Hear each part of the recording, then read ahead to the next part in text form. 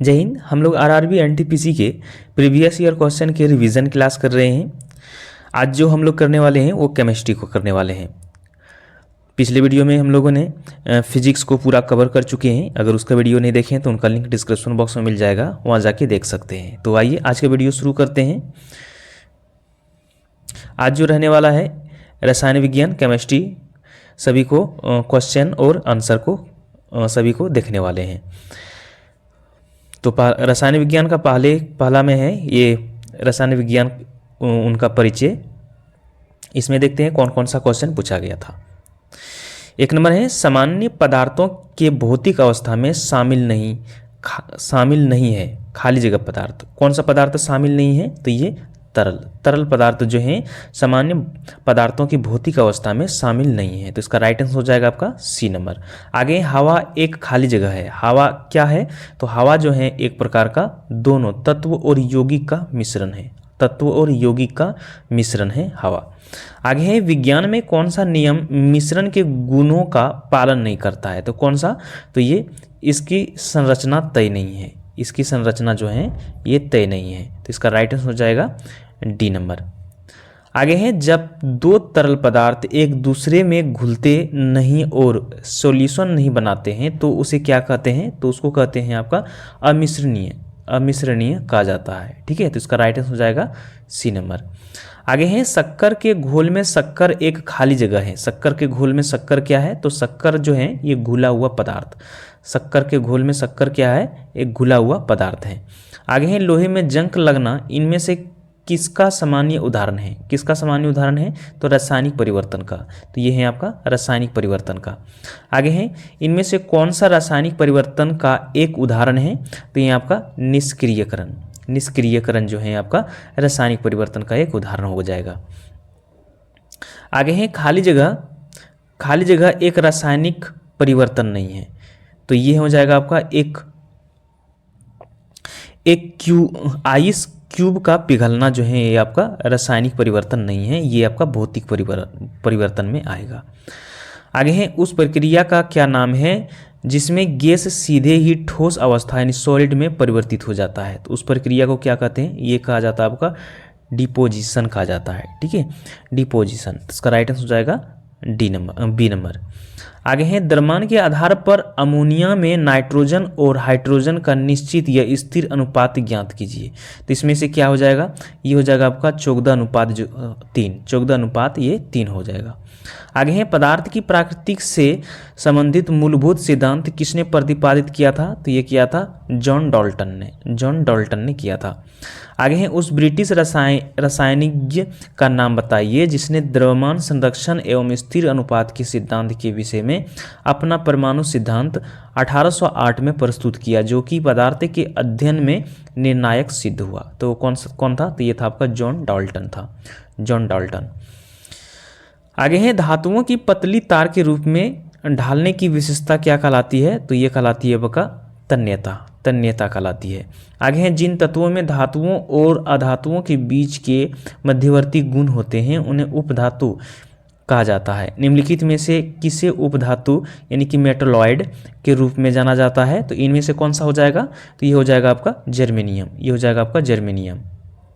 आगे है निम्नलिखित में से किसका उपयोग सर्वाधिक आमतौर पर सौर सेलों में अर्धचालक के रूप में किया जाता है? तो ये किया जाता है आपका Ga और Ag यानी कि गैलियम और आर्सेनिक। ठीक है, गैलियम और आर्सेनिक। तो इसका राइट हो जाएगा बी नंबर।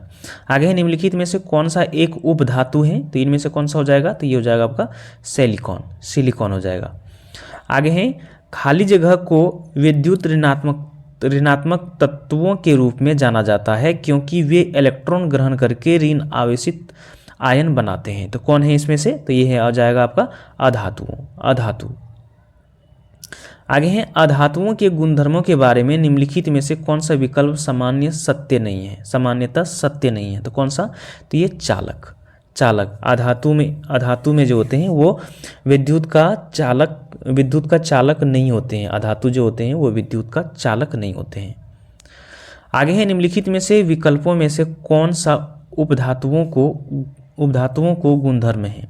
निम्नलिखित विकल्पों में से कौन सा उपधातु है जो धातुओं का गुणधर्म है इनमें से, तो ये हो जाएगा आपका अर्धचालक, ये हो जाएगा आपका अर्धचालक। आगे है जल शोधन में कौन सी प्रक्रिया का प्रयोग किया जाता है, तो ये किया जाता है विपरीत परासरण, ये किया जाता है आपका विपरीत परासरण। आगे है इनमें से किस जल को शुद्ध बनाने हेतु प्रयोग में लाया जाता है, तो ये लाया जाता है आपका रिवर्स परासरण, रिवर्स परासरण।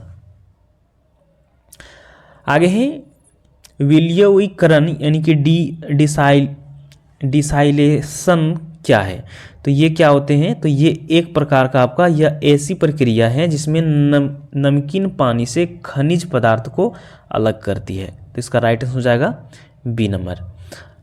आगे है पानी से हाइड्रोजन को अलग करने की प्रक्रिया को क्या कहा जाता है, पानी से हाइड्रोजन को अलग करने की प्रक्रिया को क्या कहा जाता है, तो ये विद्युत अपघटन, विद्युत विघटन, सो ये अपघटन नहीं विघटन, ठीक है।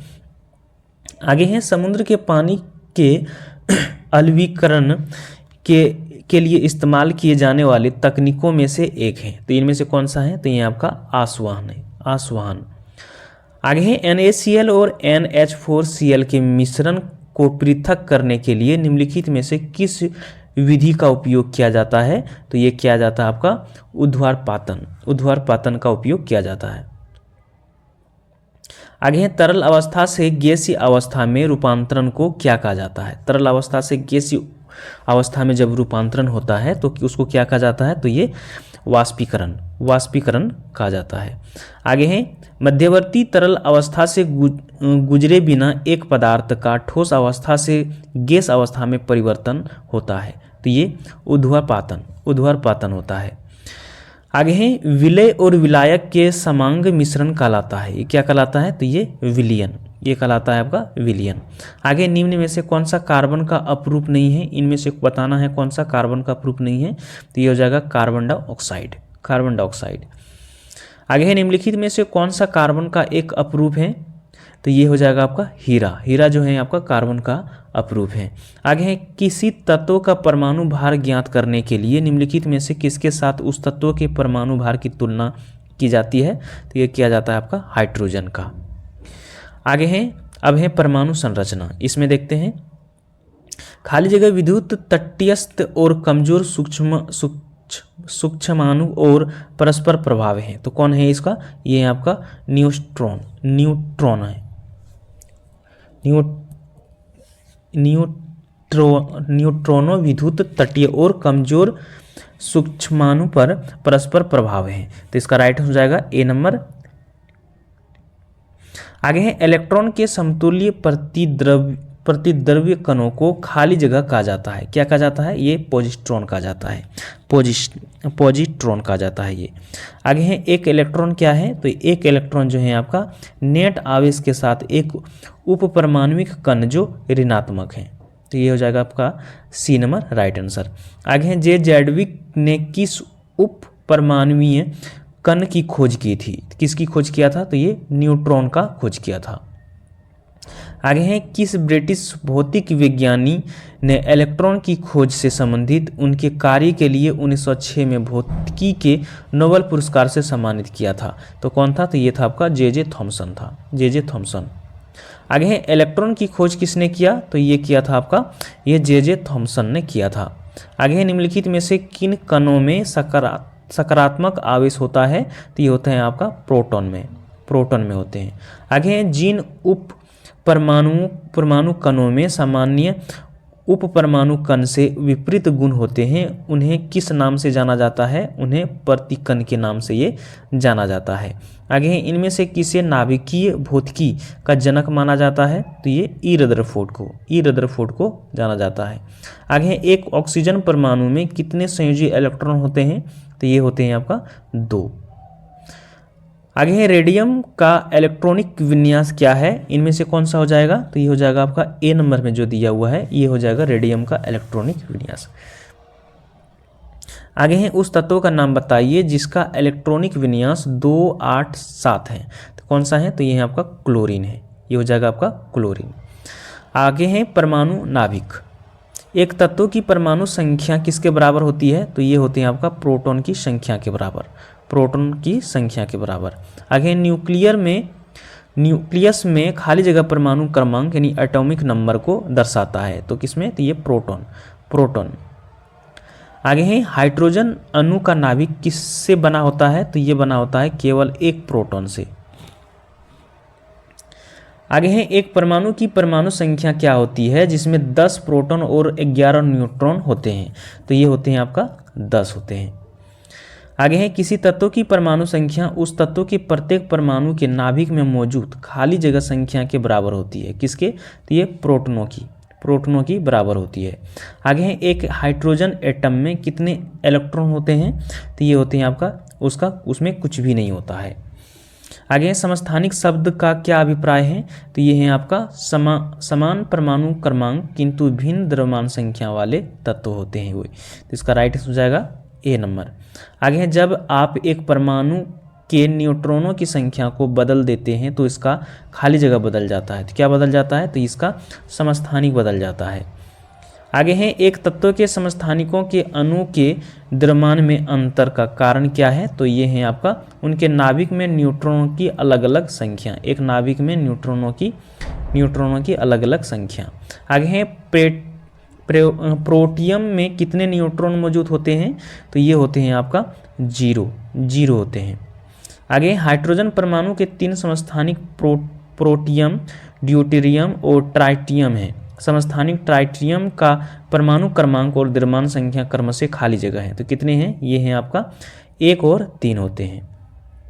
आगे हैं खाली जगह इलेक्ट्रॉन की समान संख्या वाले परमाणु या अणु या आयन होते हैं। तो किसमें होते हैं? तो ये आइसो इलेक्ट्रॉनों की समान संख्या वाले परमाणु, अणु या आयन होते हैं। तो इसका राइट आंसर हो जाएगा सी नंबर। आगे हैं अब गैसीय नियम।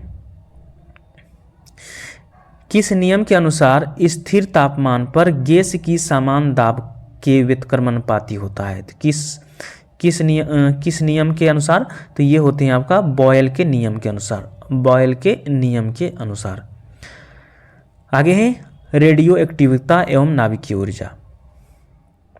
रेडियो सक्रियता का आविष्कार किसने किया था? ये किया था हेनरी बेकुरल ने किया था। आगे हैं पिच ब्लेड किससे संबंधित हैं? तो ये है आपका यूरेनियम से संबंधित हैं। आगे है रेडियम किस खनिज से प्राप्त किया जाता है? तो ये किया जाता है आपका पिच ब्लेड से किया जाता है। आगे निम्नलिखित में से किसका प्रयोग नाभिकीय रिएक्टर में विखंडनीय ईंधन के रूप में किया जाता है? तो ये किया जाता है आपका U-235 से। आगे है इनमें से किसका उपयोग कैंसर के उपचार में किया जाता है? तो ये किया जाता है कोबाल्ट के समस्थानिक का। आगे है मेटास्टेटिक स्थित कैंसर के उपचार के लिए किस रेडियो आइसोटॉप का उपयोग किया जाता है? तो ये किया जाता है एस्ट्रियम 89 का उपयोग किया जाता है। आगे हैं परमाणु हथियार में उपयोग किए जाने वाले सबसे सामान्य समस्थानिक हैं। तो कौन सा है? तो ये हैं यूरेनियम और प्लूटोनियम है। अब है संयोजकता या रासायनिक बंधन। ग्रेफाइट परमाणु में संयोजी इलेक्ट्रॉनों की संख्या कितनी होती है? तो ये होते हैं आपका 4 होते हैं। आगे है सहसंयोजक बंध 2 परमाणु के बीच इलेक्ट्रॉनों की साझेदारी के परिणाम स्वरूप निर्मित होते हैं ताकि दोनों पूरी तरह से भरे हुए खाली जगह कोष को प्राप्त कर सके। तो किसका? तो ये बाह्यतम कोष को प्राप्त कर सके। आगे हैं संयोजी इलेक्ट्रॉन खाली जगह मौजूद हैं। तो कहाँ पर होते हैं? तो ये परमाणु की सबसे बाहरी कक्षा में। आगे निम्नलिखित में से कौन सा आयनिक यौगिक का एक गुणधर्म है? तो ये है आपका इसका क्वांटनांक एवं गलनांक जो होते हैं ये हमेशा उच्च होते हैं। अब है ऑक्सीकरण या अपचयन। निम्नलिखित में से ऑक्सीकरण प्रतिक्रिया के बारे में क्या सही नहीं है? इनमें बताना है क्या सही नहीं है। तो ये हो जाएगा आपका वनस्पति तेल का हाइड्रोजनीकरण एक ऑक्सीकरण प्रतिक्रिया है। तो ये हो जाएगा इसका राइट आंसर। आगे है ऑक्सीकरण प्रतिक्रिया में निम्नलिखित में से क्या होता है? तो ये होते हैं इलेक्ट्रॉन की कमी होती है, इलेक्ट्रॉनों में कमी। आगे निम्नलिखित में एजेंटों में से कौन सा पेयजल की शुद्धिकरण यानी शोधन के लिए अच्छा है? तो ये है आपका ऑक्सीडाइजिंग एजेंट। आगे है विद्युत अपघटन या विद्युत रासायनिक। एनोडाइजिंग प्रक्रिया में किस अम्ल का उपयोग किया जाता है? तो ये किया जाता है तनु सल्फ्यूरिक एसिड का, तनु सल्फ्यूरिक एसिड का उपयोग किया जाता है। आगे है क्षारण एवं जंग लगने से बचने के लिए लोहे पर किए जाने वाले विद्युतीय लेपन में किस धातु का उपयोग किया जाता है? तो ये जस्ता का उपयोग किया जाता है। आगे है अब अम्ल, क्षार एवं लवण। इनमें से कौन सा पदार्थ गैस्ट्रिक अम्ल के एक अपघटक के रूप में पेट में नहीं स्रावित होता है? तो ये आपका सल्फ्यूरिक अम्ल, सल्फ्यूरिक अम्ल। आगे खाली जगह सोना को घोल सकता है, तो किसका? तो ये एक्वारेजिया जो होते हैं सोना को घोल सकता है। आगे है म्यूरेटिक अम्ल का वैज्ञानिक नाम क्या है? तो ये है आपका हाइड्रोक्लोरिक अम्ल, हाइड्रोक्लोरिक अम्ल। अब है क्षार। निम्नलिखित में से कौन सा क्षारीय विलयन नहीं है? तो ये है आपका एल्युमिनियम हाइड्रोक्साइड, एल्युमिनियम हाइड्रोक्साइड। आगे है लवण। खाने वाले सामान्य नमक का रासायनिक सूत्र क्या है? तो ये होते हैं आपका सोडियम क्लोराइड, सोडियम क्लोराइड। आगे है NaCl किसका रासायनिक सूत्र है? तो ये है आपका नमक का है। आगे बर्फ को पिघलने के लिए निम्नलिखित में से किसका उपयोग किया जाता है? तो ये नमक का उपयोग किया जाता है। आगे साधारण नमक का रासायनिक सूत्र क्या है? तो ये है आपका NaCl है। आगे यदि एक पदार्थ का pH मान 7 से कम होता है तो इसका मान माना जाएगा, तो वो क्या माना जाएगा? तो ये एसिडिक तेजाब यानी एसिड तेजाब के रूप में ये माना जाएगा। आगे है यदि कोई विलयन नीले रंग के लिटमस पेपर को लाल रंग में बदल देता है तो इस विलयन का pH क्या होगा? तो इस विलयन का pH हो जाएगा आपका 7 से कम, 7 से कम होगा। आगे निम्नलिखित में से किस विलयन का हाइड्रोजन आयन सांद्रण सर्वाधिक है? तो ये है आपका pH 4 का।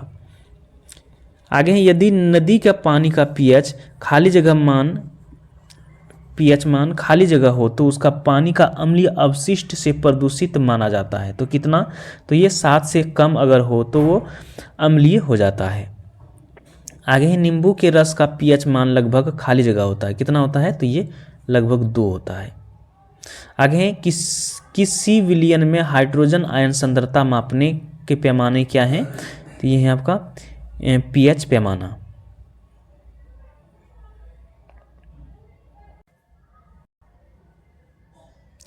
आगे हैं अम्ल क्षार सूचक, ये भी इसमें देखते हैं। उपयुक्त विकल्प द्वारा रिक्त स्थान का पूर्ति करें। खाली जगह नीले लिटमस को लाल रंग में बदल देता है और खाली जगह लिटमस को नीले रंग में बदल देता है, तो कौन सा हो जाएगा? तो ये जो हो जाएगा अम्ल नीले लिटमस को, यहाँ हो जाएगा अम्ल नीले लिटमस को लाल रंग में बदल देता है और क्षार हरे लिटमस को नीले रंग में बदल देता है। ये हो जाएगा इसका ये हो जाएगा इसका राइट आंसर डी नंबर। क्षार जो है वो लाल लिटमस को नीले रंग में बदल देता है। आगे है निम्नलिखित में से कौन सा अम्ल और क्षार के बीच समानता है? तो ये हो जाएगा आपका अम्ल या क्षार को जल में मिलाने की प्रक्रिया ऊष्माक्षेपी होती है। आगे है लिटमस विलयन खाली जगह से प्राप्त होता है, कहाँ से? तो ये लाइकेन से। अब है तत्वों के आवर्ती वर्गीकरण। अष्टक नियम किसने प्रतिपादित किया था? तो ये किया था अलेक्जेंडर न्यूलैंड्स ने किया था। आगे उस जर्मन रसायनिज्ञ का नाम बताइए जिसने 1817 में तत्वों को त्रिकों में समूहबद्ध किया, तो वो था आपका जोहन वोल्फगैंग डोबरेनियर था। इसका राइट हो जाएगा सी नंबर।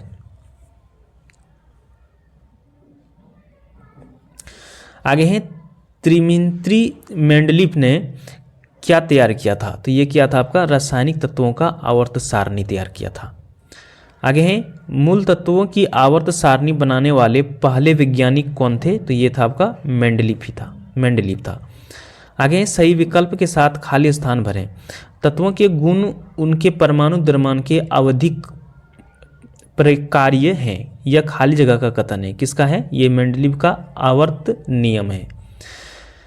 आगे है आवर्त सारणी का आविष्कार किस वैज्ञानिक द्वारा किया गया था, तो ये त्रिमित्री मेंडलीव के।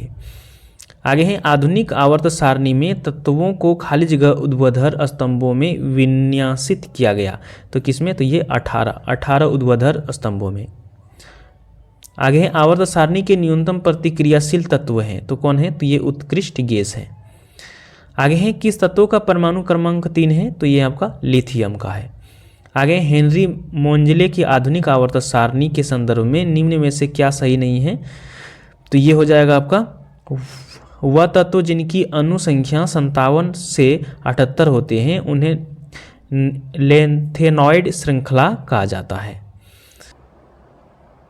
अब है धातुएं एवं अधात्विक यौगिक या फिर उसका उपयोग। इसमें देखते हैं कौन कौन सा क्वेश्चन पूछा गया है। 105 नंबर है केवल वे धातुएं ही पानी से हाइड्रोजन को विस्थापित कर सकती है जो धातुओं की प्रतिक्रिया क्षमता श्रृंखला में खाली जगह होती है। तो क्या होते हैं, तो ये होते हैं हाइड्रोजन से ऊपर होते हैं। ठीक है, तो इसका राइट आंसर हो जाएगा आपका बी नंबर। अगला क्वेश्चन है ओजन में ऑक्सीजन के खाली जगह परमाणु होते हैं। ओजन में ऑक्सीजन के कितने परमाणु होते हैं, तो ओजन में ऑक्सीजन के 3 परमाणु होते हैं। ठीक है, तो इसका राइट आंसर हो जाएगा ए नंबर। आगे है निम्नलिखित गैसों में से किसमें एक तीखा गंध होती है, किसमें होते हैं, तो अमोनिया में होते हैं। किसमें, अमोनिया में होते हैं।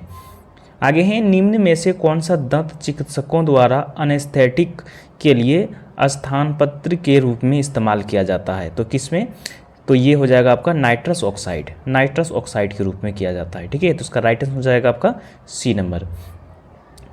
अगला क्वेश्चन है निम्नलिखित में से किस विकल्प को हास्य गैस कहा जाता है, तो ये जो हो जाता है नाइट्रस ऑक्साइड को कहा जाता है हास्य गैस, यानी जिसको लाफिंग गैस कहा जाता है। ठीक है, तो इसका राइट आंसर हो जाएगा ए नंबर। आगे है तरल नाइट्रोजन का क्वथनांक कितना होता है। तरल नाइट्रोजन का क्वथनांक जो होता है ये -196 डिग्री सेल्सियस होता है। आगे इनमें से कौन सी गैस हमारे वायुमंडलीय के 78% हिस्से का गठन करती है और कई जीवन के लिए आवश्यक अणुओं का हिस्सा भी है, तो कौन सा है, तो ये है आपका नाइट्रोजन। आगे वह पहला तत्व कौन सा है जिसकी रासायनिक खोज हैनिंग ब्रांड द्वारा की गई थी, हैनिंग ब्रांड के द्वारा, तो कौन सा था, तो ये था आपका फास्फोरस। आगे फास्फोरस को पानी में रखा जाता है ताकि क्या हो, ताकि आग पकड़ने से बचे रहे। फास्फोरस को पानी में रखा जाता है ताकि आग पकड़ने से बचे। आगे है माचिस की तिल्लियों में खाली जगह होती है। माचिस की तिल्लियों में कौन सा फास्फोरस होता है, लाल फास्फोरस या फिर सफ़ेद फास्फोरस, हम कमेंट में बताइएगा। ये इसमें जो होता है आपका लाल फास्फोरस होता है, इसमें सिर्फ फास्फोरस दिया हुआ है लेकिन लाल फास्फोरस होता है। सफ़ेद फास्फोरस बहुत अभिक्रियाशील होते हैं, जो ये आसानी से वायु के साथ ये प्रतिक्रिया करके आग पकड़ लेता है। ठीक है, आगे है फास्फोरस को परमाणुकता है। फास्फोरस की परमाणुकता कितना होता है, तो ये इसका जो होते हैं 4 होते हैं। आगे है वह एकमात्र अधातु कौन सी है जो कमरे के तापमान पर द्रव में बदल जाती है, तो कौन है, तो ये है आपका ब्रोमीन। आगे है खाली जगह एक प्रकाशितन रेफ्रिजरेशन में पाया जाता है। रेफ्रिजरेशन में क्या पाया जाता है, एसी में, तो इसमें जो पाया जाता है ये पाया जाता है आपका क्लोरोफ्लोरोकार्बन CFC। ठीक है, क्लोरोफ्लोरोकार्बन पाया जाता है। आगे है निम्नलिखित में से कौन सी एक गैस रंगहीन एवं गंधहीन नहीं है। इनमें बताना है रंगहीन यानी कि रंग नहीं है उसमें, और गंध भी नहीं है, तो कौन सा है, तो ये आपका क्लोरीन। अगला क्वेश्चन है ठोस आयोडीन का रंग होता है। ठोस आयोडीन का रंग किस प्रकार का होता है, तो ये बैगनी भूरे से थोड़ा काला होता है। आगे इनमें से कौन सा कमरे के ताप पर एक अभिलक्षणिक गंधयुक्त हरे पीले रंग का गैस के रूप में होता है, तो कौन होता है, तो ये आपका होता है क्लोरीन। आगे इनमें से कौन सा कमरे के ताप पर द्रव अवस्था में मौजूद एकमात्र अधात्विक पदार्थ है, तो कौन है, तो ये आपका ब्रोमीन है, ये है आपका ब्रोमीन। आगे इनमें से कौन सी गैस अजनबी गैस कहलाती है। अजनबी गैस कौन सा इसमें है, तो ये है आपका जीनोन जो है ये गैस अजनबी गैस के रूप में जाना जाता है। आगे हैं निम्नलिखित में से कौन सी अक्रिय गैस नहीं है, इनमें बताना है अक्रिय गैस नहीं है। तो ये आपका हाइड्रोजन जो है ये अक्रिय गैस में नहीं आते हैं। अगला क्वेश्चन है इनमें निम्न में जो अलग या विषम है उसे चुनना है। तो ये कौन है इसमें से, तो ये यहाँ आपका हाइड्रोजन है। हाइड्रोजन इनमें से जो बता दें कि इसमें हाइड्रोजन को छोड़कर अन्य जो तीनों जो हैं आर्गन, नियोन और जीनोन जो हैं ये तीनों जो हैं अक्रिय गैस में आते हैं और हाइड्रोजन इसमें से अलग है। ठीक है, आगे हैं निम्नलिखित में से कौन सा सबसे कम अभिक्रियाशील तत्व है, इनमें बताना कौन सा सबसे कम अभिक्रियाशील तत्व है। तो ये आपका नियोन है, नियोन। आगे हैं इनमें से कौन सी निष्क्रिय गैस रेडियोधर्मी प्रकृति की है, तो कौन सा है, तो ये रेडॉन है, रेडॉन। आगे हैं आर्गन का उपयोग सामान्यतः ताप दीप्त प्रकाश बल्बों में भरने के लिए किया जाता है क्योंकि आर्गन खाली जगह गैस है। आर्गन कौन सा गैस है, तो ये आपका अक्रिय गैस है।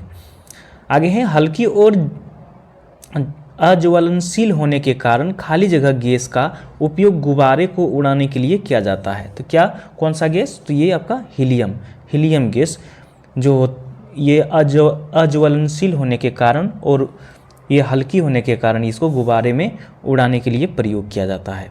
आगे है निम्नलिखित में से कौन सा नोबल गैस है, इसमें से इनमें बताना नोबल गैस कौन है, तो ये है आपका आर्गन है।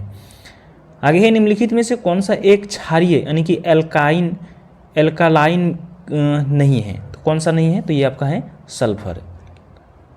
सल्फर। आगे है रबड़ को ताकत प्रदान करने, अधिकतम लोच एवं स्थायित्व प्रदान करने हेतु सल्फर और ताप से उपचारित करने की प्रक्रिया को क्या कहते हैं, तो क्या कहते हैं, तो ये कहा जाता है आपका वल्कनाइजेशन कहा जाता है, वल्कनाइजेशन। इसका राइट आंसर हो जाएगा सी नंबर। आगे है सल्फर ने अपना नाम किस भाषा से लिया है, तो लिया है आपका लैटिन भाषा से, लैटिन। आगे है प्याज काटते समय आंख में जलन पैदा करने वाला यौगिक कौन सा है, तो ये है आपका सल्फर होता है। आगे हैं खाली जगह की उपस्थिति के कारण हमें गंध महसूस होती है जिससे हमें एलपीजी सिलेंडर लीक होने का पता चलता है। तो किसके कारण से, तो ये सल्फर यौगिक के उपस्थिति के कारण, सल्फर यौगिक के उपस्थिति के कारण होता है ये। आगे निम्नलिखित में से कौन सा एक आधात्विक खनिज है, इनमें बताना कौन सा एक आधात्विक खनिज है, तो ये आपका हो जाएगा गंधक जो है ये आपका आधात्विक खनिज है। आगे है सबसे कठोर प्राकृतिक पदार्थ है, सबसे कठोर प्राकृतिक पदार्थ कौन सा है इनमें से, तो ये है आपका हीरा जो है सबसे कठोर पदार्थ में ये आते हैं। ठीक है, अगला क्वेश्चन है खाली जगह आग को बुझाता है कौन, तो ये carbon dioxide CO2, carbon dioxide को उपयोग किसमें किया जाता है, ये आग बुझाने में। आगे है खाली जगह कार्बन का एक रूप नहीं है, इनमें बताना है कार्बन का एक रूप नहीं है कौन सा, तो ये सिलिकॉन जो है, सिलिकॉन ये कार्बन का एक रूप नहीं है। अगला क्वेश्चन है ग्रेफिन क्या है, तो ग्रेफिन जो है कार्बन का एक अपरूप है, कार्बन का एक अपरूप है। अगला क्वेश्चन है फ्लोरीन इनमें से किसका अपरूप है, फ्लोरीन जो है इनमें से किसका अपरूप है, ये अपरूप है, तो ये कार्बन का है, ये कार्बन का। आगे है निम्नलिखित में से कौन सा कार्बन का एक अपरूप है, तो ये है आपका हीरा जो है ये कार्बन का अपरूप है। अब है धातुएं या अधात्विक यौगिक एवं उनके अनुप्रयोग। तो सबसे पहले सोडियम को देखते हैं। सोडियम एक अभिक्रियाशील धातु है जो खुले में रखे जाने पर खाली जगह के साथ अभिक्रिया करके विस्फोट के साथ आग पकड़ लेता है। तो किसमें, तो ये ऑक्सीजन के साथ अभिक्रिया करके विस्फोट के साथ ये आग पकड़ लेता है। अगला क्वेश्चन है ऑक्सीजन के संपर्क में आने से बचाने के लिए सोडियम धातु कोष्ठ खाली जगह के भीतर रखा जाता है। तो किसमें, तो ये केरोसिन तेल में इसको डालकर रखा जाता है, केरोसिन तेल में। अगला क्वेश्चन है वॉशिंग सोडा का इस्तेमाल खाली जगह किया जा सकता है। तो किसमें, तो ये कठोर जल को नरम करने के लिए वॉशिंग सोडा का इस्तेमाल किया जा सकता है। आगे है निम्नलिखित में से किसका प्रयोग पानी की अस्थायी कठोरता को दूर करने के लिए किया जा सकता है, तो ये जो किया जाता है तो ये सोडियम कार्बोनेट का। आगे है जल में खाली जगह मिलाकर जल की अस्थायी कठोरता को दूर किया जाता है। तो क्या, तो ये वॉशिंग सोडा को मिलाकर जल की अस्थायी कठोरता को दूर किया जाता है। आगे है खाली जगह टूथपेस्ट की सामग्री में एक नहीं है, इनमें से बताना है टूथपेस्ट सामग्री में क्या नहीं है पाया जाता है, तो ये सोडियम कार्बोनेट नहीं पाया जाता है। बाकी इन तीनों तीनों जो हैं ये टूथपेस्ट में पाया जाता है। आगे है कास्टिंग सोडा का रासायनिक नाम क्या है? कास्टिंग सोडा का रासायनिक नाम जो है आपका सोडियम हाइड्रोक्साइड है, सोडियम हाइड्रोक्साइड। आगे है बेकिंग सोडा क्या है? बेकिंग सोडा क्या होता है? तो ये सोडियम बाइकार्बोनेट होते हैं, सोडियम बाइकार्बोनेट। आगे चींटी के काटने से शरीर में प्रवेश करने वाले फॉर्मिक एसिड के प्रभाव को बेअसर करने के लिए निम्नलिखित में से किसका उपयोग किया जा सकता है? तो ये जो किया जाता है सोडियम बाइकार्बोनेट का उपयोग किया जाता है, सोडियम बाइकार्बोनेट का। आगे बेकिंग पाउडर में पाए जाने वाले तत्वों को नाम बताइए। क्या पाया जाता है बेकिंग पाउडर में? तो ये जो पाया जाता है सोडियम, हाइड्रोजन, कार्बन और ऑक्सीजन, ये सभी पाए जाते हैं। इसका राइट आंसर हो जाएगा सी नंबर। अब है कैल्शियम। निम्नलिखित में से कौन सा विकल्प प्लास्टर ऑफ पेरिस के बारे में सत्य नहीं है? तो इनमें से कौन सा सत्य नहीं है? तो ये जो है पानी से गीले होने पर प्लास्टर ऑफ पेरिस में कोई परिवर्तन नहीं होता है, जबकि ये प्लास्टर ऑफ पेरिस क्या होता है? जैसे ही पानी के संपर्क में आता है जस्ट इसका अपोजिट होता है, यानी कि वो प्लास्टर ऑफ पेरिस जैसे ही पानी के संपर्क में आता है तो वो कठोर हो जाता है ना। तो इसका राइट आंसर हो जाएगा बी नंबर। आगे है इनमें से कौन सा रसायन जल में घुलनशील नहीं है? तो ये है आपका कैल्शियम कार्बोनेट, कैल्शियम कार्बोनेट। अगला क्वेश्चन है ब्लीचिंग पाउडर का सर्वाधिक सक्रिय घटक है। ब्लीचिंग पाउडर का सर्वाधिक सक्रिय घटक कौन सा है? तो ये है आपका कैल्शियम हाइपोक्लोराइड, कैल्शियम हाइपोक्लोराइड। अगला क्वेश्चन है चौक का रासायनिक नाम क्या है? चौक का रासायनिक नाम जो है कैल्शियम कार्बोनेट होता है, कैल्शियम कार्बोनेट। सभी क्वेश्चन जो हैं एग्जाम की पॉइंट ऑफ व्यू से काफ़ी इंपॉर्टेंट है। एग्जाम देने से पहले ज़रूर सभी वीडियो को देख लीजिएगा, इसका रिवीजन क्लास को, ठीक है। फिजिक्स को ऑलरेडी मैं करा चुका हूँ, आप अभी तक नहीं देखें तो उनका वीडियो ज़रूर देख लीजिएगा। आगे है कैल्शियम हाइड्रोक्साइड के सॉल्यूशन का सामान्य नाम क्या है? तो ये है आपका नींबू पानी, ये है आपका नींबू पानी। आगे है प्लास्टर ऑफ पेरिस किससे बना होता है?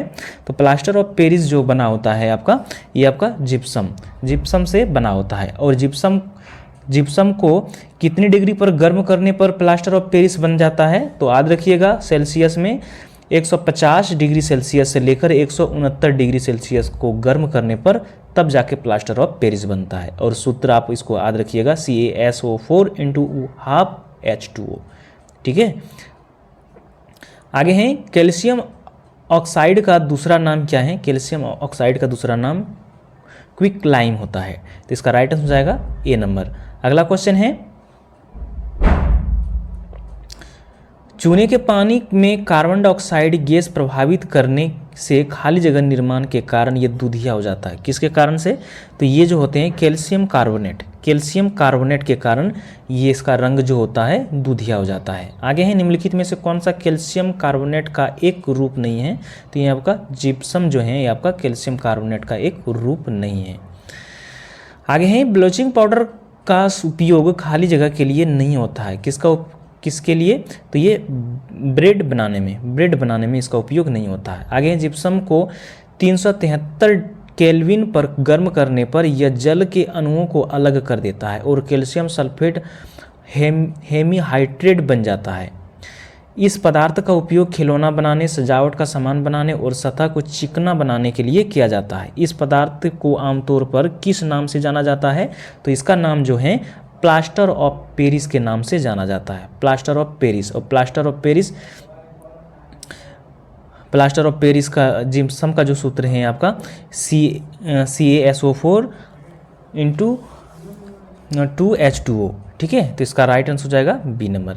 अगला क्वेश्चन है एक विलयन चॉक पाउडर के साथ अभिक्रिया करने पर एक गैस का निर्माण करता है जिससे चूने की पानी का रंग दूधिया हो जाता है। उस विलयन में क्या है?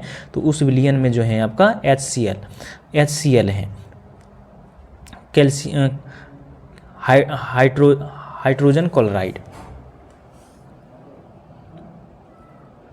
हाइड्रोक्लोराइड एसिड होता है, ठीक है। तो अब है एल्युमिनियम पर ऑक्साइड की एक मोटी परत बनने की प्रक्रिया है। तो ये क्या प्रक्रिया कहलाता है? तो ये एनोडीकरण कहलाता है, ये एनोडीकरण। आगे है एल्युमिनियम को जंग से बचाने के लिए इसकी सतह पर एल्युमिनियम ऑक्साइड की एक मोटी परत का निर्माण की प्रक्रिया खाली जगह कहलाती है। तो क्या कहलाती है ये? तो ये एनोडीकरण कहलाता है, ये एनोडीकरण। अब है सिल्वर। निम्नलिखित धातुओं में से कौन सी फोटो फिल्मों में इस्तेमाल की जाती है? तो ये किया जाता है आपका रजत का इस्तेमाल किया जाता है। आगे निम्नलिखित में से कौन से एक उत्कृष्ट यानी नोबल धातु है इनमें से? तो ये है आपका चांदी, जो है ये आपका उत्कृष्ट या नोबल धातु के अंडर ये आते हैं। आगे हैं वायु में मौजूद निम्नलिखित में से कौन सा तत्व चांदी की वस्तुओं को काला कर देता है जब वह वायु के संपर्क में आती है? तो कौन से धातु हैं? तो ये आपका गंधक है। आगे हैं वायु के संपर्क में आने के कुछ समय बाद चांदी के गहने काले पड़ जाते हैं, क्यों पड़ जाते हैं? तो ये पड़ जाते हैं इसलिए क्योंकि चांदी वायु में मौजूद सल्फर के साथ अभिक्रिया करके सिल्वर सल्फाइड बना लेते हैं, इसलिए वो काले पड़ जाते हैं। आगे हैं अब है सोना, गोल्ड। निम्नलिखित में से किसे आरम कहा जाता है? तो ये कहा जाता है सोना को, आरम कहा जाता है सोना को, ठीक है। आगे है निम्नलिखित में से भिन्न का या असंगत को चुनना है। तो इनमें से कौन सा असंगत है? तो ये हो जाएगा आपका सोना है। सोना जो है प्राकृतिक या मुक्त अवस्था दोनों में पाया जाता है। तो इसका राइट आंसर हो जाएगा डी नंबर। आगे हैं इनमें से किस मिश्रण का उपयोग सोने को शुद्ध करने के लिए किया जाता है? तो एक्वा रेजिया को का उपयोग किया जाता है। आगे है पोटेशियम। जल शोधन के लिए निम्नलिखित में से किसका उपयोग किया जाता है? तो ये किया जाता है एलम का उपयोग किया जाता है। अगला क्वेश्चन है निम्नलिखित में से किसका उपयोग जल के शुद्धिकरण के लिए किया जा सकता है? तो ये किया जाता है फिटकरी का उपयोग। अब है आयरन। इस्पात को कठोरीकृत करने के लिए किस रासायनिक तत्व का आवश्यकता होती है? तो ये मैग्नीज का उपयोग किया जाता है। आगे है मैग्नीशियम मिल्क का उपयोग किस प्रकार किया जाता है? तो ये किया जाता है घुट्टी के रूप में किया जाता है। तो इसका राइट आंसर हो जाएगा ए नंबर। आगे है मैग्नीशियम के लिए प्रयुक्त प्रतीक क्या होता है? तो ये होता है आपका Mg। आगे है अब सीसा, लेड का रासायनिक प्रतीक क्या होता है? तो ये होता है आपका Pb होता है। अब है पारा, मरकरी, ठीक है। इनमें देखते हैं निम्न में से विषम चुनना है। इसमें से कौन सा विषम है? तो ये आपका ब्रोमोस जो है आपका, ये इसका विषम है। आगे है पारंपरिक थर्मामीटर में किस तत्व जो प्राकृतिक रूप से अत्यंत जहरीला होता है का उपयोग किया जाता है? तो किसका थर्मामीटर में किसका उपयोग किया जाता है? तो ये मरकरी का उपयोग किया जाता है। डिजिटल थर्मामीटर में नहीं, पारंपरिक यानी पुराने थर्मामीटर में मरकरी का उपयोग किया जाता था, ठीक है। आगे हैं पारा का सामान्य नाम क्या है? पारा का सामान्य नाम जो है वो क्विक सिल्वर कहा जाता है, इसको क्विक सिल्वर। अगला क्वेश्चन है कॉपर या जिंक या फिर टीन। निम्नलिखित में से किस प्रक्रिया में जिंक ऑक्साइड बनता है जो एक सुरक्षा परत के रूप में कार्य करता है और जंग की रोकथाम करता है? तो कौन सा? तो ये गैल्वेनाइजेशन कहा जाता है, इसको गैल्वेनाइजेशन, जिसको आमतौर पर प्लेटिंग कहा जाता है इसको। आगे है गैल्वेनीकरण एक प्रक्रिया है जिसमें लोहे की वस्तुओं पर खाली जगह से बचाने के लिए जिंक की परत चढ़ाई जाती है। तो ये क्या बचाने के लिए? तो ये जंग लगने से बचाने के लिए ये परत चढ़ाई जाती है। आगे है गैल्वेनाइज्ड लोहा क्या होता है? तो ये जो होते हैं आपका ये जिंक लेपित लोहा होता है, जिंक लेपित लोहा। आगे है लोहे को जंग लगने से बचाने के लिए उस पर जिंक की सुरक्षात्मक परत लगाई जाती है।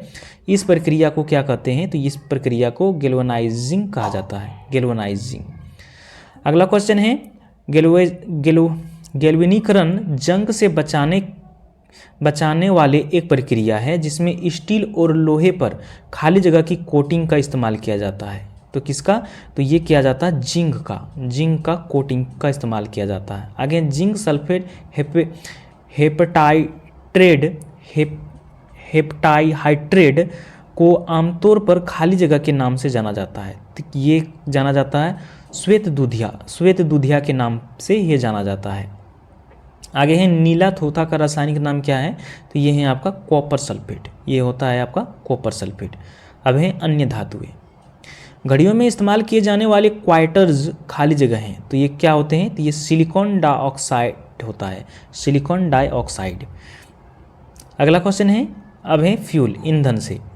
मीथेन के जलने पर क्या होता है, मीथेन के जलने पर ये कार्बन डाइऑक्साइड एवं पानी निकलता है, तो इसका राइट हो जाएगा डी नंबर। आगे कार्बन और नमी की मात्रा के आधार पर कोयले की उच्चतम और निम्नतम गुणवत्ता वाले किस्म क्रमशः कौन सी है, तो सबसे उच्चतम जो गुणवत्ता वाले जो कोयला होता है वो होते हैं आपका एंथ्रासाइड, और सबसे निम्नतम जो होते हैं आपका लिग्नाइट होते हैं। कोयले, वैसे कोयले जो होते हैं ये 4 टाइप का होता है, एंथ्रासाइड, बिटुमिनस, लिग्नाइट और पिट होते हैं। ठीक है, आगे हैं दलदल एवं धान के खेतों में से इनमें से कौन सी गैस उत्सर्जित होते हैं, तो ये मीथेन गैस उत्सर्जित होते हैं। आगे निम्नलिखित में से किसे मार्स गैस भी कहा जाता है, तो ये कहा जाता है मीथेन को कहा जाता है। आगे हैं बायोगैस का प्रमुख हिस्सा खाली जगह होता है, क्या होता है, तो ये मीथेन होता है। अगला क्वेश्चन है, बायोगैस एक उत्कृष्ट ईंधन है क्योंकि इसमें 75% तक खाली जगह मौजूद होते हैं, क्या मौजूद होते हैं, तो ये मीथेन इसमें पाया जाता है। आगे है एक घरेलू गैस सिलेंडर में एलपीजी खाली जगह में संग्रहित की जाती है, किसमें, तो ये जो संग्रहित किया जाता है तरल अवस्था में इसको संग्रहित किया जाता है। आगे है रसोई गैस के रिसाव का आसानी से पता लगाया जा सकता है खाली जगह हवा में प्रसार करके, किसके, तो ये इथाइल मार्केप्टन हवा में प्रसार करके, इथाइल मार्केप्टन हवा में प्रसार करके इसको रसोई गैस का रिसाव आसानी से पता लगाया जा सकता है। आगे है नीचे एक अभिकथन ए और कारण आर दिया गया है। अभिकथन है घरेलू गैस सिलेंडर में होने वाले रिसाव का पता लगाया जा सकता है। कारण है एलपीजी की गंध तीव्र होती है, सही विकल्प को चुनना है, तो सही विकल्प इनमें से कौन सा हो जाएगा, तो ये हो जाएगा ए तो सही है लेकिन आर जो है ये गलत है। ठीक है, तो इसका राइट आंसर हो जाएगा आपका डी नंबर। आगे है निम्नलिखित में से किसका उपयोग खाना पकाने के लिए किया जाता है, तो ये द्रवीकृत पेट्रोलियम गैस, एलपीजी का, लिक्विड पेट्रोलियम गैस को। ठीक है, तो इसका राइट आंसर हो जाएगा सी नंबर। आगे है मार्स गैस के प्रमुख घटक क्या है, तो ये है आपका मीथेन, इसका राइट आंसर हो जाएगा ए नंबर। आगे प्रचुर मात्रा में उपलब्ध ज्वलनशील प्राकृतिक गैस कौन सी है, तो ये है आपका मीथेन। आगे है भारतीय रेलवे ने 2015 में सीएनजी द्वारा चलने वाली पहली ट्रेन की शुरुआत की। सीएनजी का पूर्ण रूप क्या है, सीएनजी का पूर्ण रूप क्या है, ये है आपका संकुचित प्राकृतिक गैस यानी कॉम्प्रेस्ड नेचुरल गैस है। ठीक है, आगे हैं किस प्रकार के कोयले में कार्बन की प्रतिशत मात्रा सर्वाधिक होती है, तो ये जो होते हैं आपका एंथ्रासाइट कोयला में। तो कोयले जो होते हैं ये 4 टाइप का होते हैं। एंथ्रासाइट कोयला सबसे उच्च कोटि का होता है। इसमें कार्बन की मात्रा जो होते हैं 80 से 95% होते हैं। कार्बन जिसमें ज़्यादा होता है वो स्वच्छ ईंधन माना जाता है। जैसे जैसे कार्बन की मात्रा घटते जाता है उसमें धुआं ज़्यादा निकलता है, उसको अस्वस्थ यानी कि स्वच्छ ईंधन नहीं माना जाता है। वहीं पर बिटमिनस कोयले में 55 से 65% तक ये कार्बन पाया जाता है। लिग्नाइट में कोयला में 45 से 50% पाया जाता है कार्बन की मात्रा। और पिट कोयला जो है सबसे ये निम्न कोटि का कोयला होता है। इसमें कार्बन का अंश जो होते हैं ये लगभग 40% तक पाया जाता है। ठीक है, इसको भी ध्यान में रखिएगा। आगे है एलपीजी का पूर्ण रूप क्या है। एलपीजी का पूर्ण रूप जो है लिक्विफाइड पेट्रोलियम गैस होते हैं, लिक्विफाइड पेट्रोलियम गैस। आगे हैं क्रायोजेनिक इंजन में ईंधन के रूप में इनमें से किसका उपयोग किया जाता है। किसका उपयोग किया जाता है, तो ये तरल ऑक्सीजन और तरल हाइड्रोजन का, तरल ऑक्सीजन और तरल हाइड्रोजन का। अब है मिश्र धातु, इसमें देखते हैं पीतल इनमें से किसका मिश्रण होता है। पीतल जो होते हैं ये पीतल में 30% जस्ता और 70% जो होते हैं तांबा मिलाया जाता है। इसका राइट आंसर हो जाएगा डी नंबर। आगे हैं 1 और 2 रुपये के सिक्के खाली जगह से बनते हैं। किससे बना होता है, तो ये फेरेटिक स्टेनलेस स्टील से बनाए जाते हैं। अगला क्वेश्चन है निम्नलिखित में से कौन सी धातु परत धातु मिश्रण का गठन करती है जब इसे किसी धातु के साथ मिश्रित किया जाता है, तो कौन सा, तो ये आपका है पारा। पा रहा है। आगे टॉकाई जिसको सोल्डरिंग कहा जाता है के लिए खाली जगह का उपयोग किया जाता है। तो ये सीसा एवं टीन का मिश्र धातु है। सोल्डरिंग जो होते हैं किसी तार और को जोड़ने के लिए जो सोल्डरिंग का उपयोग किया जाता है तो सीसा एवं टीन का मिश्रण होता है ये। आगे है सीसा और टीन का मिश्र धातु को खाली जगह कहा जाता है। तो वही क्वेश्चन है, ये सोल्डरिंग कहा जाता है या फिर सोल्डर, ठीक है। आगे है असंगत युग्म का इसमें पता लगाना है। तो ये हो जाएगा आपका मैग्नीशियम और रजत स्टेनलेस स्टील, ये हो जाएगा इसका राइट आंसर डी नंबर। अगला क्वेश्चन है निम्नलिखित में से भिन्न को चुनें। इनमें से भिन्न कौन है? तो ये हो जाएगा पीतल। पीतल है, पीतल एक मिश्र धातु है, मिश्र धातु होता है, ठीक है। और बाकी जो है तांबा एवं जस्ता धातुओं का मिश्रण से बनाया जाता है। तो इसका राइट आंसर हो जाएगा डी नंबर। आगे है स्टेनलेस स्टील क्या है? तो ये है आपका मिश्र धातु होता है। ये मिश्र धातु, ये मिश्र धातु किसका होता है? तो ये जो होते हैं कार्बन लोहा कार्बन क्रोमियम तथा निकेल का मिश्रण इसमें पाया जाता है। आगे है स्टेनलेस स्टील का आविष्कार किसने किया था? तो ये किया था आपका हेनरी ब्रेयरली ने किया था, हेनरी ब्रेयरली ने। आगे है निम्नलिखित में से किस मिश्र धातु में टिन नहीं होता है? तो ये पीतल में टिन नहीं होता है। ये इसमें क्या पाया जाता है? आपका कॉपर और जिंक पाया जाता है, कॉपर और जिंक। वहीं पर घंटा धातु जो होते हैं, बेल जो बजाते हैं मंदिर में, तो उसमें कॉपर और टिन पाया जाता है। गन मेटल जो होते हैं उसमें कॉपर, टिन और जिंक पाया जाता है। और कांसा जो होते हैं कॉपर और टिन का मिश्रण से कांसा बनाया जाता है, ठीक है। इसको सभी को ध्यान में रखिएगा। अब है अयस्क एवं धातु कर्म। इनमें से कौन सा धात्विक खनिज नहीं है? इनमें बताना कौन धात्विक खनिज नहीं है? तो ये आपका हो जाएगा कोयला। कोयला जो है धात्विक खनिज नहीं है। आगे है खाली जगह एल्युमिनियम का सबसे महत्वपूर्ण अयस्क है, तो कौन सा है? तो ये आपका है बॉक्साइट, ये है आपका बॉक्साइट। आगे निम्नलिखित में से कौन सा थोरियम का एक अयस्क है? तो ये आपका मोनोजाइट है। आगे एल्युमिनियम के अयस्क को खाली जगह कहा जाता है, क्या कहा जाता है? तो ये कहा जाता है आपका बॉक्साइट कहा जाता है। आगे है निम्न में से कौन सा लेड का अयस्क है? लेड का अयस्क कौन सा है? तो ये गेलिना जो है ये लेड का अयस्क है। आगे इनमें से कौन सा एक ताम्र अयस्क है? तो ये है आपका मेकालाइट जो होते हैं ये आपका ताम्र अयस्क हैं। इसका राइट आंसर हो जाएगा सी नंबर।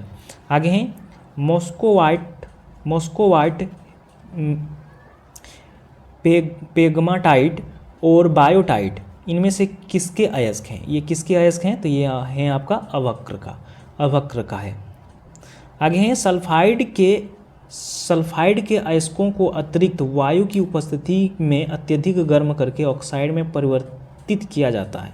यह प्रक्रिया क्या है? तो ये प्रक्रिया जो है आपका भर्जनन कहलाता है ये। आगे हैं अब पॉलीमर्स, बहुलक।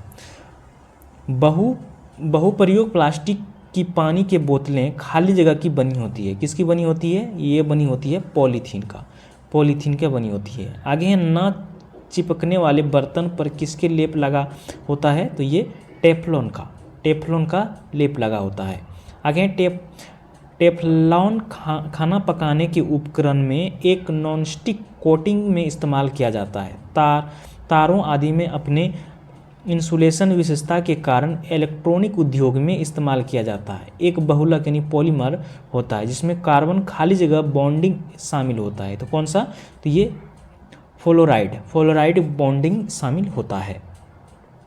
आगे हैं नायलॉन और पॉलिएस्टर जैसे रेशे जो रासायनिक पदार्थ से बने होते हैं कहलाते हैं, क्या कहलाते हैं? ये सिंथेटिक फाइबर कहलाता है, सिंथेटिक फाइबर। आगे हैं प्लास्टिक में निम्नलिखित में से किसका उपयोग किया गया है? तो ये एथिलीन का उपयोग किया गया है। आगे हैं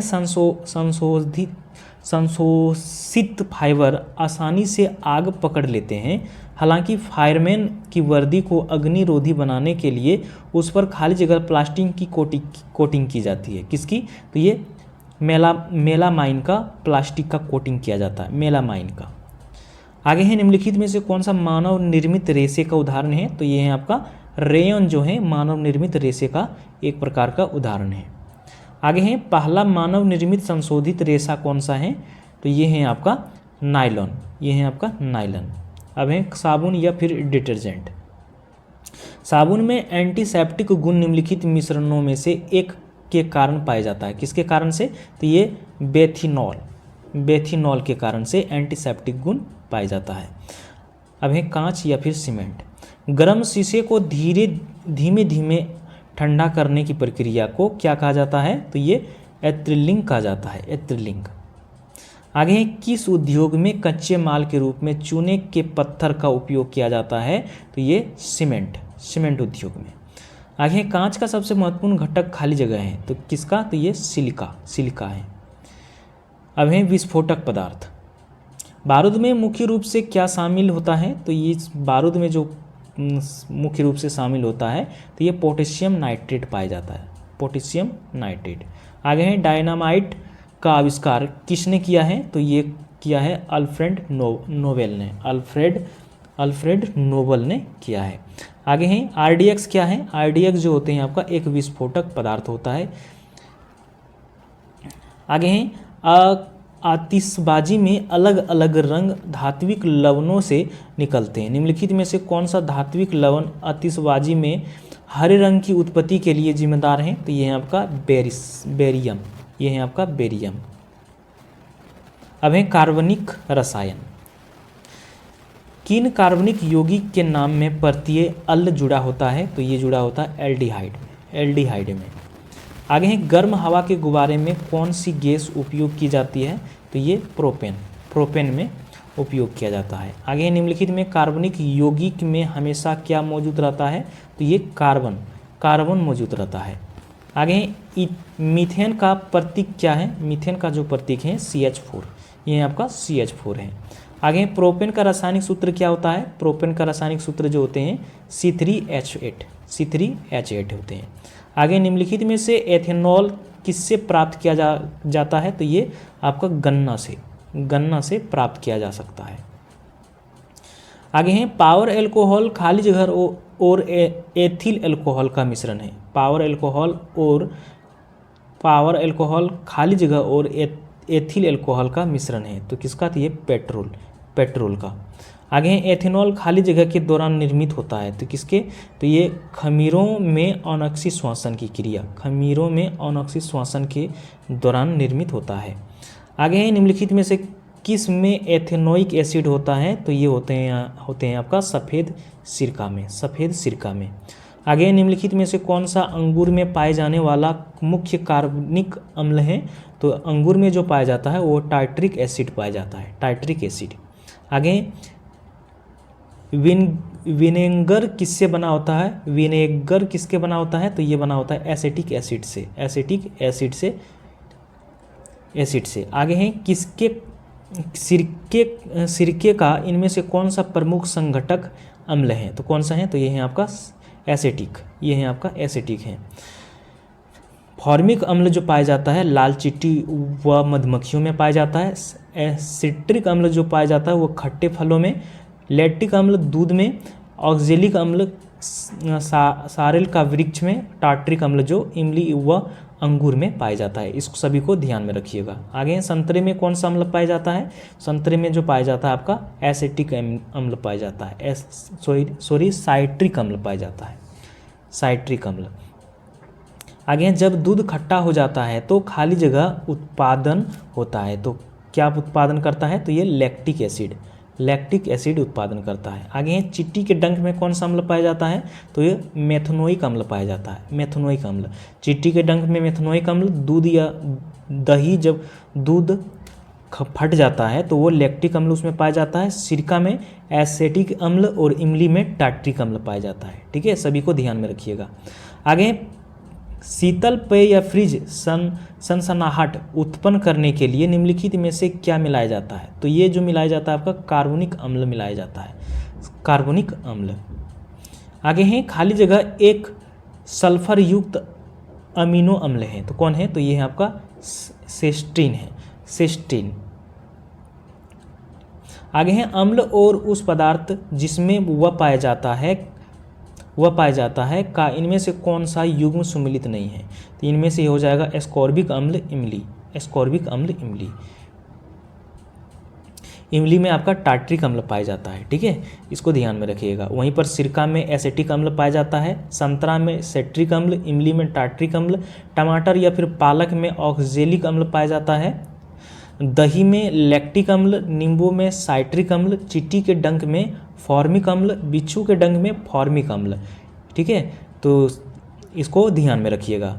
चींटी और बिच्छू के डंक दोनों एक ही अम्ल पाया जाता है दोनों में, ठीक है। आगे लैक्टिक एसिड क्या है? लैक्टिक एसिड जो होते हैं 3 कार्बनिक वाला अणु होते हैं, 3 कार्बन वाला अणु होते हैं। आगे है निम्नलिखित में से क्या एक एस्टर है? तो ये है आपका CH3 COOC2H5। इसका राइट आंसर हो जाएगा सी नंबर। आगे है फॉर्मेल्डिहाइड का उपयोग इनमें से किस विकल्प में किया जाता है? तो ये इत्र में किया जाता है। अगला क्वेश्चन है टेबल दानेदार चीनी खाली जगह के रूप में जाना जाता है, तो किसके रूप में? ये सुक्रोज के रूप में जाना जाता है। आगे है एक सुक्रोज अणु में खाली जगह कार्बन परमाणु होते हैं, तो कितने होते हैं? तो ये होते हैं आपका 12 होते हैं। आगे हैं C12H22O11 खाली जगह के रूप में भी जाना जाता है, किसके रूप में? तो ये चीनी के रूप में जाना जाता है। आगे हैं एमिनो एसिड के 4 प्रमुख तत्व कौन से हैं? तो ये हैं आपका कार्बन, हाइड्रोजन, ऑक्सीजन और नाइट्रोजन है। आगे है निम्नलिखित में से कौन सा जानवरों में मौजूद नहीं है जबकि पौधों में है? तो जानवरों में नहीं पाया जाता है और पौधों में पाया जाता है, तो ये आपका स्टार्च। आगे हैं ग्लूकोज में कार्बन के कितने परमाणु होते हैं? कितने होते हैं? तो ये होते हैं आपका 6 परमाणु होते हैं। अब है रासायनिक अभिक्रिया। तो आइए देखते हैं अब रासायनिक अभिक्रिया में किस रासायनिक अभिक्रिया में भिन्न यौगिक बनाने के लिए 2 यौगिक के बीच बॉन्ड या आयनों का विनिमय होता है। तो किसका? तो ये दोहरी विस्थापन अभिक्रिया में ये होता है। आगे है निम्न में से कौन सी रासायनिक अभिक्रिया की प्रकृति हमेशा ऊष्माशोषी होती है? तो किसमें होते हैं? तो ये अपघटन अभिक्रिया में। किसमें? ये अपघटन अभिक्रिया में होता है। आगे हैं जिस रासायनिक अभिक्रिया में ऊष्मा निकलती है उसे खाली जगह अभिक्रिया कहा जाता है। कौन सा अभिक्रिया कहा जाता है? तो उसको ऊष्माक्षेपी अभिक्रिया कहा जाता है, ऊष्माक्षेपी अभिक्रिया। आगे है गर्म करने पर कैल्शियम कार्बोनेट का कैल्शियम ऑक्साइड और कार्बन डाइऑक्साइड में अपघटन खाली जगह का एक उदाहरण है। तो किसका उदाहरण होता है ये? तो ये जो होता है आपका तापीय अपघटन अभिक्रिया का ये उदाहरण होता है, तापीय अपघटन अभिक्रिया का। आगे निम्नलिखित में से कौन सा यह निर्धारित करता है कि रासायनिक अभिक्रिया नहीं हुई? तो कौन नहीं करता है? तो ये आकार में परिवर्तन अगर हो रहा है, सिर्फ आकार में परिवर्तन, तो वो निर्धारित करता है कि रासायनिक अभिक्रिया नहीं हुई है। आगे है ऑक्सीकरण क्या होता है? ऑक्सीकरण क्या होता है? तो ये ऑक्सीकरण जो होते हैं रासायनिक अभिक्रिया के दौरान पदार्थ का ऑक्सीजन ग्रहण करना ऑक्सीकरण कहलाता है। तो इसका राइट आंसर हो जाएगा बी नंबर। आगे हैं अब है विविध। इसमें देखते हैं शर्करा को अल्कोहल में परिवर्तित करने की प्रक्रिया निम्नलिखित में से क्या कहलाती है? तो ये क्या कहलाती है? तो ये क्वेन कहलाती है, क्वेन। तो इसका राइट आंसर हो जाएगा बी नंबर। आगे हैं मीठे शीतल पेय का प्रमुख घटक है। मीठे शीतल पेय का प्रमुख घटक क्या है? तो इसमें जो होते हैं प्रमुख घटक कार्बोनेट पानी होते हैं, कार्बोनेट पानी। तो इसका राइट आंसर हो जाएगा ए नंबर। आगे है निम्नलिखित में से कौन सी रासायनिक प्रतीकों के बारे में सच नहीं है?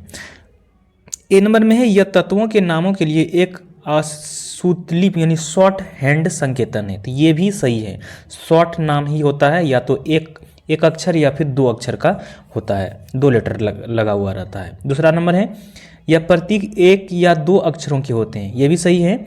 तो तीसरा नंबर है सी नंबर में ये जेम्स जेडविक और जे थॉमसन द्वारा प्रस्तावित किए गए थे। तो ये गलत है, ठीक है। तो ये गलत, ये क्वेश्चन का राइट आंसर हो जाएगा। आगे हैं सही मिलान करें। तो मरकरी का किससे हो जाएगा? तो ये हो जाएगा मैनोमीटर, मरकरी मैनोमीटर। जर्मेनियम जो है, जर्मेनियम हो जाएगा आपका सेमीकंडक्टर है। मिथाइल अल्कोहल जो है आपका ये वुड नेफ्था है, और नाइक्रोम जो है ये रेसिस्टेंस वायर है। तो इसका राइट आंसर हो जाएगा आपका ए नंबर। अगला क्वेश्चन है 2015 में निम्नलिखित में से किसकी मैटर के नए स्टेट के रूप में खोज की गई थी। 2015 में निम्नलिखित में से किसकी मैटर के नए स्टेट के रूप में खोज की गई थी। तो ये जॉन टेलर धातु का खोज की गई थी। आगे हैं, इसमें से किसे फल पकने के लिए उपयोग किया जाता है। इसमें से किसको फल पकाने के लिए उपयोग किया जाता है। तो ये हैं आपका कैल्शियम कार्बाइड और एसिटिलीन दोनों का उपयोग किया जाता है फल पकाने में। आगे हैं, दो स्थिर तरल पदार्थों मेथिल अल्कोहल और एसीटोन को अलग करने के लिए किस प्रक्रिया का उपयोग किया जाता है। किस प्रक्रिया का उपयोग किया जाता है। तो ये आंशिक आसवन का उपयोग किया जाता है। आगे हैं, क्लोरोफॉर्म सॉल्यूशन में नाइट्रोजन के किस ऑक्साइड का उपयोग किया जाता है। तो ये किया जाता है नाइट्रोजन पेंटाऑक्साइड का उपयोग किया जाता है। शुद्ध पानी किस प्रकार का विद्युत चालक होता है। शुद्ध याद रखिएगा, शुद्ध पानी जो होते हैं विद्युत का अच्छे चालक नहीं होता है, वो खराब चालक होते हैं। ठीक है। आगे हैं, निम्नलिखित का मिलान करें और सही कॉर्ड को चयन करें। तो ये कौन सा हो जाएगा। क्विक लाइम जो है आपका ये हो जाएगा आपका CaO। स्लेकड लाइम जो है स्लेकड लाइम जो है आपका ये हो जाएगा आपका CaOH का हॉल 2। यूरिया जो हो जाएगा आपका ये हो जाएगा CaNH2 का हॉल 2, और ये हो जाएगा वॉशिंग सोडा आपका Na2CO3। तो इसका राइट हो जाएगा ये C नंबर। आगे हैं, आधुनिक रसायन शास्त्र का जनक किसे माना जाता है। तो ये माना जाता है एंटोनी लेवेंजियर को माना जाता है आधुनिक रसायन शास्त्र के जनक। आगे, समुद्र में फैले तेल को हटाने के लिए तेल जेपर तकनीक किसके द्वारा विकसित की गई थी। किसके द्वारा किया गया था। तो ये TERI के द्वारा किया गया था विकसित। ठीक है। आगे हैं, HCFCS का विस्तार क्या है। तो इसका जो फुल फॉर्म होता है ये होता है आपका हाइड्रोक्लोरोफ्लोरोकार्बन होता है, हाइड्रोक्लोरोफ्लोरोकार्बन। अब है सही मिलान करें। डायनामाइट की खोज किसने किया था। ये किया था आपका अल्फ्रेड नोबल ने। डायनमो का आविष्कार किसने किया था, ये खोज किसने किया था। तो ये किया था आपका माइकल फ्राइडे ने। इलेक्ट्रॉन का खोज किसने किया था। तो ये किया था आपका जे थॉमसन ने, और प्रोटॉन का जो खोज किया था रदरफोर्ड ने। तो इसका राइट हो जाएगा आपका C नंबर। अगला क्वेश्चन है, स्टर्लिंग सिल्वर के न्यूनतम 1000वें भाग की शुद्धता यानी खराबपन क्या है। तो कितने होते हैं। तो ये आपका होते हैं 925। आगे है, म्यूस्लीज को पानी के साथ मिश्रित करने पर उसे किस रूप में इस्तेमाल किया जा सकता है। तो उसे गोंद के रूप में उसको इस्तेमाल किया जा सकता है। अगला क्वेश्चन है, गैस की लौ का कौन सा भाग सर्वाधिक गर्म होता है। तो ये जो होते हैं आपका नीला भाग जो होते हैं सबसे गर्म होता है। आगे हैं, आलू के चिप्स को तलने पर ऑक्सीडेशन के कारण तेल की बासी होने से रोकने के लिए चिप्स के लिफाफे को किस गैस से भरा जाता है। तो उसमें जो भरा जाता है आपका नाइट्रोजन गैस भरी जाती है, नाइट्रोजन गैस। आगे हैं, जब अग्नाशयमक को नोब को दबाया जाता है तो कार्बन डाइऑक्साइड गैस का उत्पादन करने के लिए खाली जगह में मिलाया जाता है। कौन सा अम्ल किस में मिलाया जाता है। तो ये सल्फ्यूरिक अम्ल जो है आपका सोडियम हाइड्रोजन कार्बोनेट में मिलाया जाता है। याद रखिएगा इसको, सल्फ्यूरिक अम्ल सोडियम हाइड्रोजन कार्बोनेट में मिलाया जाता है। आगे निम्नलिखित में से कौन सा जैव रेत पानी फिल्टर के संदर्भ में सही नहीं है। तो ये आपका उच्च गुणवत्ता वाले पानी हमेशा सुनिश्चित होता है। तो ये हो जाएगा इसका राइट आंसर D नंबर। आगे है, निम्नलिखित में संसाधन हेतु मुख्यतः UHT प्रक्रम का प्रयोग किया जाता है। तो किसमें। तो ये दूध में किया जाता है ये। आगे हैं, बिजली के एक सेल में कितने टर्मिनल होते हैं। तो ये जो होते हैं आपका 2 होते हैं, एनोड और एक कैथोड। धनात्मक और एक ऋणात्मक। आगे हैं खाली जगह आइसक्रीम में एक स्टेबलाइजर के रूप में प्रयोग किया जाता है। तो किसमें?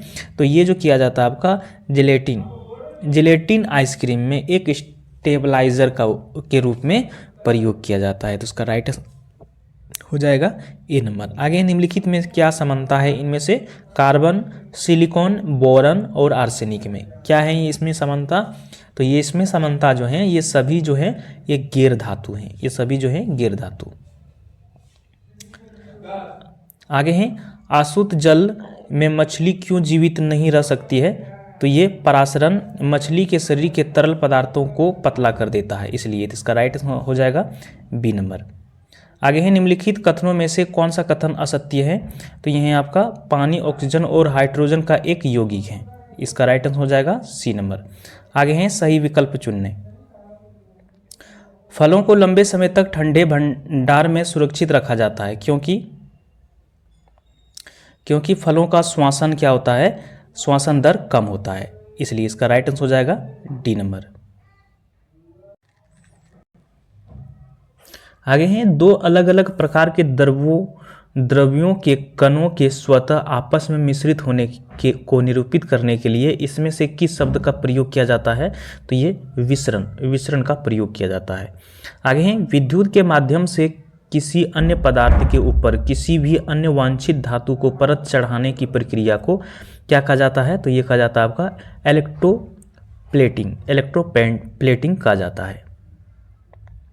आगे उस वैज्ञानिक का नाम बताइए जिसने एक सिद्धांत का प्रतिपादन किया था कि इलेक्ट्रॉन एक धनावेशित गोले में धंसे हुए होते हैं। तो ये कौन था? तो ये था आपका जे थॉमसन था।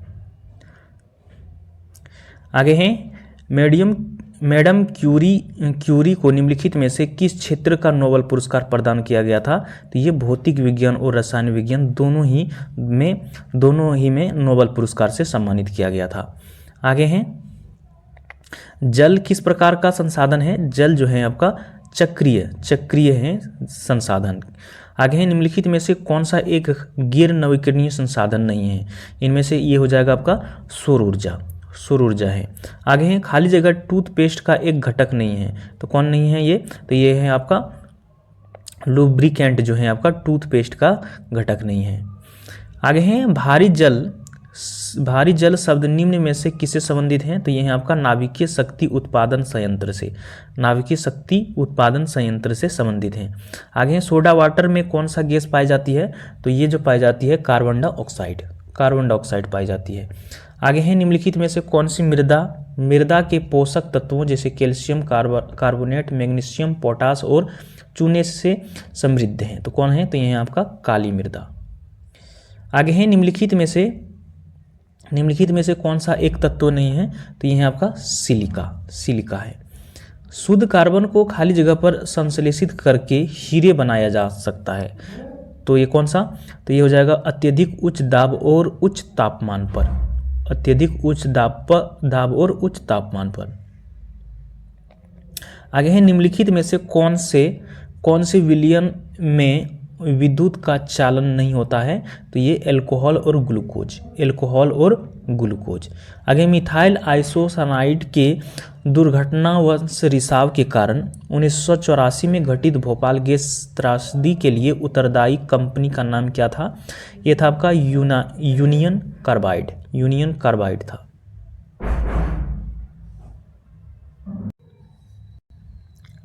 आगे हैं सिनगैस मुख्यतः खाली जगह का मिश्रण होता है। किसका? ये कार्बन मोनोऑक्साइड और हाइड्रोजन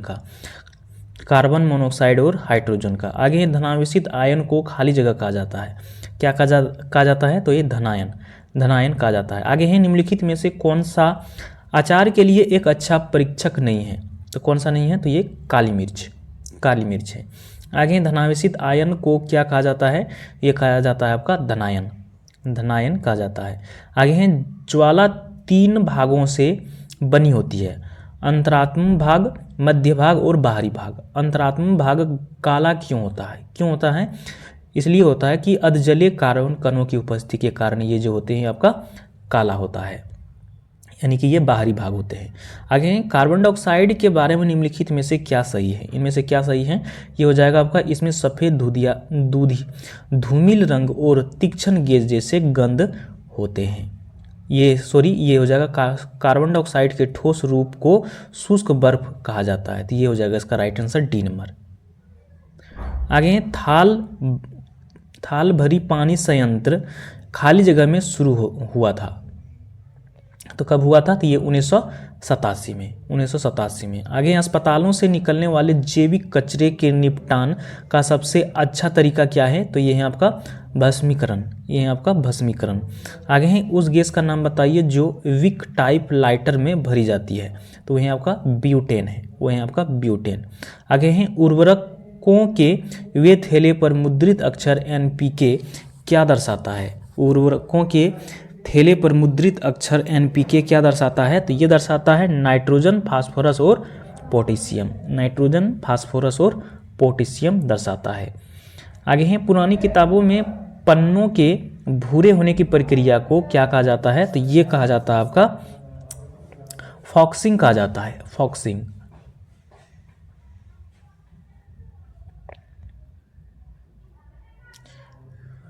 आगे निम्नलिखित में से कौन सा अम्ल आईवॉस का घटक है, कौन सा है, तो ये आपका बेरिक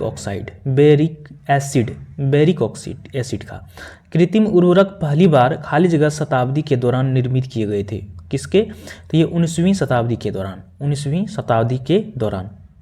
आगे है विसरण एक प्रक्रिया है जिसके द्वारा खाली जगह है, तो ये है ऑक्सीजन भूरी प्लाज्मा झिल्ली में जा सकती है, ऑक्सीजन पूरी प्लाज्मा झिल्ली में जा सकती है। तो इसका राइट आंसर हो जाएगा सी नंबर। आगे हैं इनमें से कौन सी गैस सोडा वाटर जैसे वातीय पेयों में विलय के रूप में शामिल होते हैं, तो कौन सा होते हैं, तो ये होते हैं कार्बन डाइऑक्साइड, ये होते हैं आपका कार्बन डाइऑक्साइड गैस। आगे हैं सेंधा नमक का खनिज नाम क्या है, तो ये है आपका हेलाइट है। आगे हैं प्रत्येक तत्व का एक नाम और खाली जगह होते या होती है, क्या होते हैं, तो ये होते हैं एक अद्वितीय रासायनिक प्रतीक होते हैं।